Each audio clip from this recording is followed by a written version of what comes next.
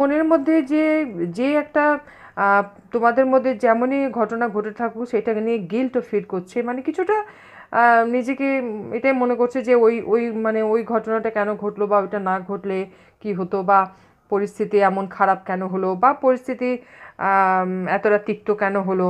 হ্যাঁ, আগেই যেমন মেলামেশা করছে, কথা বলতে, সেটা তো মোটামুটি ঠিকই ছিল। তো যাই হোক, গিল্ট ফিল করছে, মানে নিজের মধ্যে একটা দ্বন্দ্ব তো অবশ্যই আছে।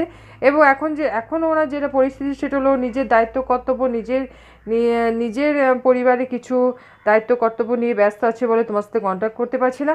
এবং অবশ্যই সবসময় ভগবানকে এবং আম, তোমাকেও অবশ্যই মনে করে, এবং তোমাকেও অবশ্যই নিয়ে চিন্তা ভাবনা করে, এবং ঈশ্বরকে গ্র্যাটিটিউডও দিয়ে থাকে যে আম, মানে তোমার প্রতি যে তার প্রেম এখনও যে বর্তমান আছে, এবং তুমি যে তোমার পার্সনকে ভালোবাসো। হ্যাঁ, হয়তো তুমি অনেক মেসেজ করেছো,